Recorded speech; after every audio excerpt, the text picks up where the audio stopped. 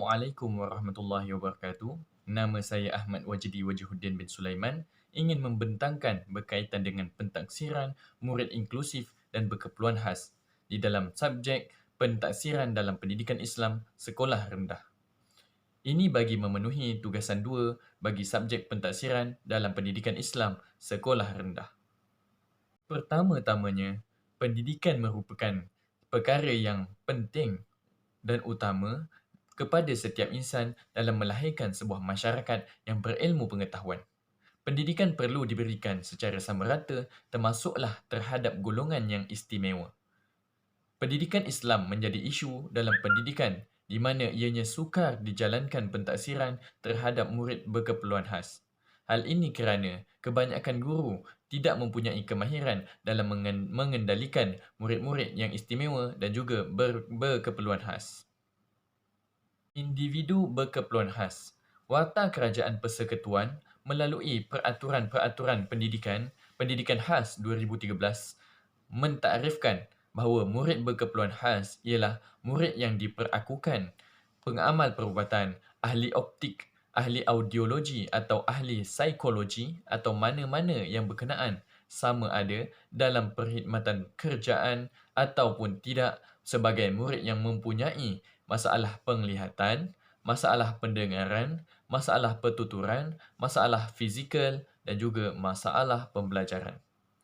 Menurut Akta Orang Kurang Upaya 2008, orang kurang upaya ini boleh dikenali sebagai individu yang mempunyai kekurangan fizikal, intelektual, mental atau deria, individu yang apabila berada dalam kelompok masyarakat penyertaan mereka terbatas dalam sesuatu aktiviti dan menjadi halangan kepada mereka.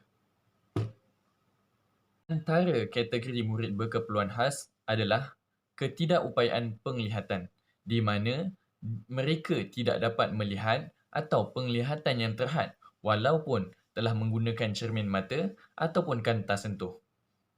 Ketidakupayaan penglihatan ini boleh dibahagikan kepada 3 bahagian, iaitu yang pertama, murid yang penglihatannya yang sangat terhad. Yang kedua, murid yang buta, manakala yang ketiga, murid yang buta sebelah mata. Ketidakupayaan pendengaran pula, iaitu murid yang bermasalah pendengaran terbahagi kepada 4 peringkat berdasarkan tahap desibel. Desibel ini diukur berdasarkan tahap pendengaran murid tersebut. Sekiranya desibel murid tersebut semakin tinggi, maka semakin teruk pengukuran pendengaran murid tersebut. Yang pertama, tahap ringan antara 25 hingga 40 desibel.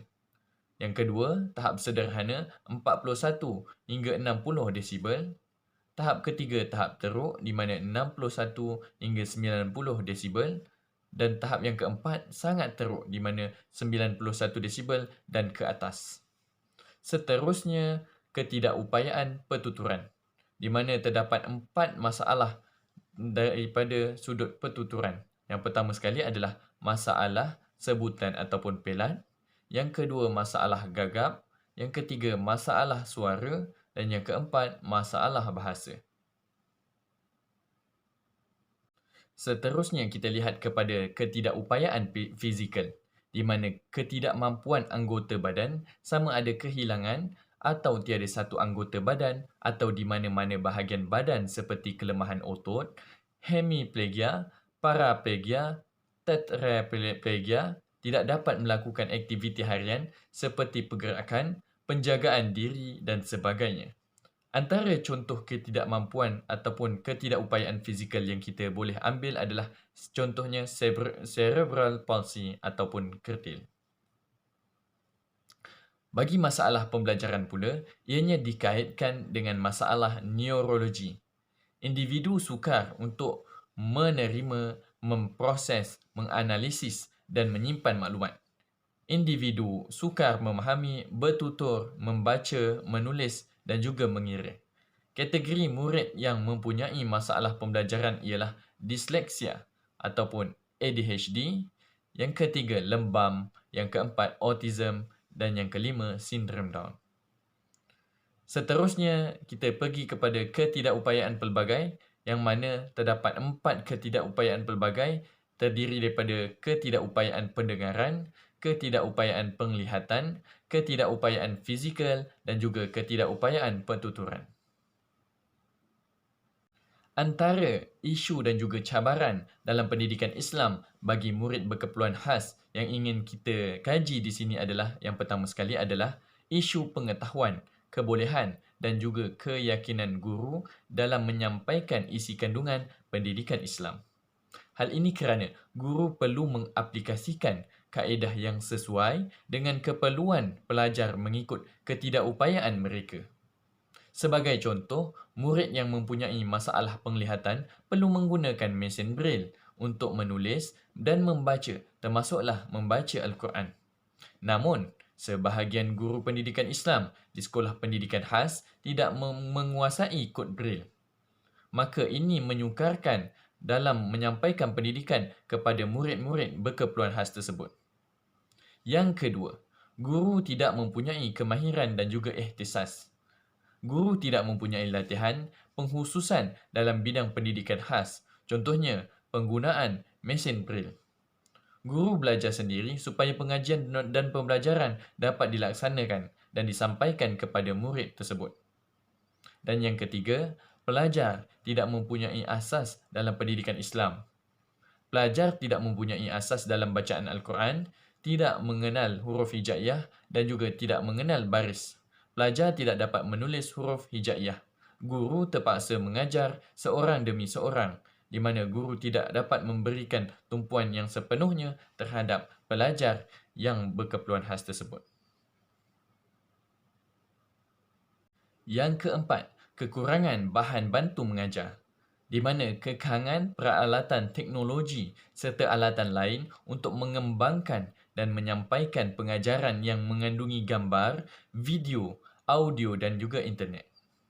Contohnya, murid yang mengalami masalah penglihatan memerlukan buku dan juga nota dalam bentuk audio supaya dapat membantu kefahaman mereka dalam pelajaran. Dan yang terakhir, yang kelima, ibu bapa menyerahkan sepenuhnya tugas pengajaran kepada guru. Ibu bapa menyerahkan tugas sepenuhnya tanpa pemantauan di rumah.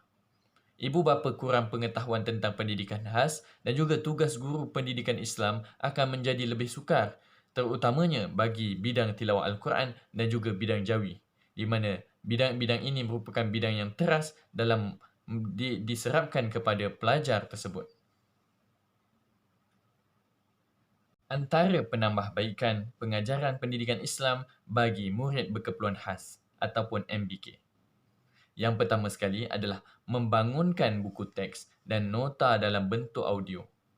Murid mudah memahami maklumat yang disampaikan melalui audio, serta melancarkan proses pengajaran dan juga pembelajaran. Hal ini dapat meningkatkan motivasi pelajar dalam mempelajari pendidikan Islam.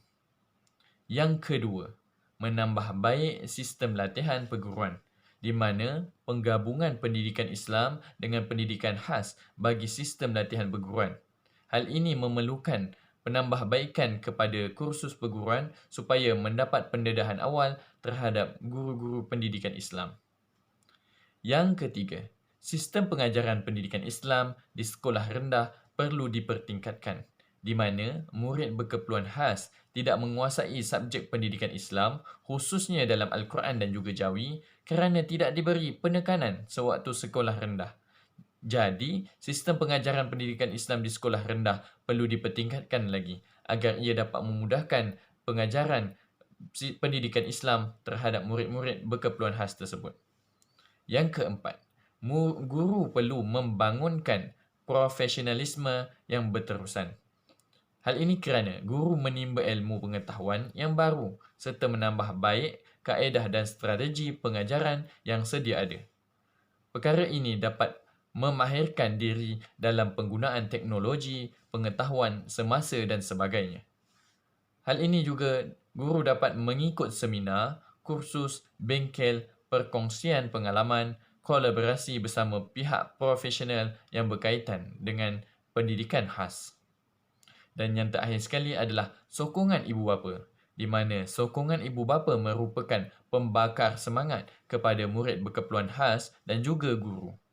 Sebagai contoh, mengaplikasikan adab-adab ketika makan supaya mereka tidak lupa apa yang mereka belajar di sekolah. Meringankan beban guru supaya tidak mengulang semula pembelajaran yang lepas. Oleh yang demikian, ini antara isu-isu di dalam pendidikan Islam bagi murid berkeperluan khas dan juga murid istimewa.